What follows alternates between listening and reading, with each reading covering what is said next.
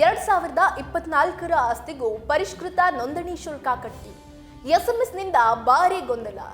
ರಾಜ್ಯದಲ್ಲಿ ಆಸ್ತಿ ದಾಸ್ತಾವೇಜು ನೋಂದಣಿ ಶುಲ್ಕ ದುಪ್ಪಟ್ಟು ಮಾಡಿ ಜನರ ಟೀಕೆಗೆ ಗುರಿಯಾಗಿರುವ ಕಂದಾಯ ಇಲಾಖೆ ಇದೀಗ ವರ್ಷದ ಹಿಂದೆ ನೋಂದಣಿಯಾಗಿರುವ ಆಸ್ತಿಗಳಿಗೂ ಪರಿಷ್ಕೃತ ನೋಂದಣಿ ಶುಲ್ಕವನ್ನ ಪಾವತಿ ಮಾಡುವಂತೆ ಸಂದೇಶವನ್ನ ಕಳುಹಿಸಿ ತೀವ್ರ ಗೊಂದಲವನ್ನ ಸೃಷ್ಟಿ ಮಾಡಿದೆ.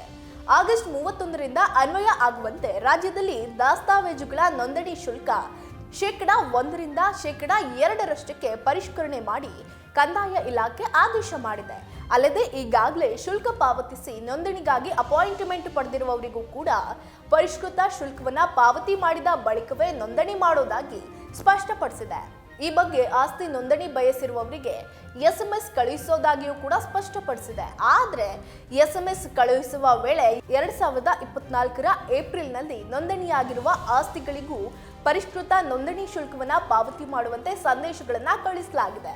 ಕಂದಾಯ ಇಲಾಖೆಯ ಈ ಎಡವಟ್ಟಿನಿಂದ ಸಾರ್ವಜನಿಕರು ಗೊಂದಲಕ್ಕೆ ಸಿಲುಕಿದ್ದಾರೆ. ಆಗಸ್ಟ್ 31ರ ಬಳಿಕ ನೋಂದಣಿಗೆ ಈ ಮೊದಲೇ ಅಪಾಯಿಂಟ್ಮೆಂಟ್ ಪಡೆದಿರುವಂತಹವರು ಪರಿಷ್ಕೃತ ನೋಂದಣಿ ಶುಲ್ಕವನ್ನ ಸುಗಮವಾಗಿ ಇಲಾಖೆಯ ಪೋರ್ಟಲ್ ಮೂಲಕ ಪಾವತಿಗೆ ಅವಕಾಶವನ್ನ ಕಲ್ಪಿಸಲಾಗಿದೆ.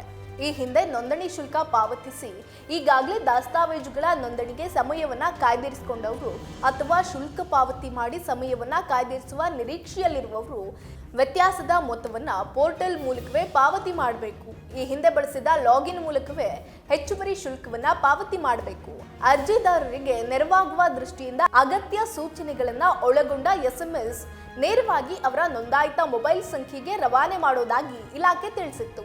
ಇದೇ ವೇಳೆ ಇತರೆ ರಾಜ್ಯಗಳಿಗೆ ಹೋಲಿಕೆ ಮಾಡಿದರೆ ಕರ್ನಾಟಕದಲ್ಲಿ ನೋಂದಣಿ ಮತ್ತು ಮುದ್ರಾಂಕ ಶುಲ್ಕ ಪ್ರಮಾಣ ಕಡಿಮೆ ಇದೆ ಅಂತ ಶುಲ್ಕ ಹೆಚ್ಚಳಕ್ಕೆ ಸಮರ್ಥನೆಯನ್ನ ನೀಡಿತ್ತು.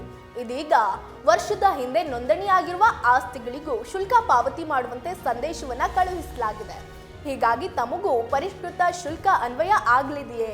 ಪರಿಷ್ಕೃತ ಶುಲ್ಕ ಪಾವತಿಸದಿದ್ರೆ ನೋಂದಣಿಯಾಗಿರುವ ದಸ್ತಾವೇಜುಗಳಿಗೆ ಸಮಸ್ಯೆ ಆಗುತ್ತಾ ಎಂಬ ಗೊಂದಲಕ್ಕೆ ಇದೀಗ ಗ್ರಾಹಕರು ತುತ್ತಾಗಿರುವಂಥದ್ದು. ಈ ಬಗ್ಗೆ ಅಧಿಕಾರಿಗಳು ಯಾವುದೇ ಸ್ಪಷ್ಟನೆ ನೀಡಿಲ್ಲ.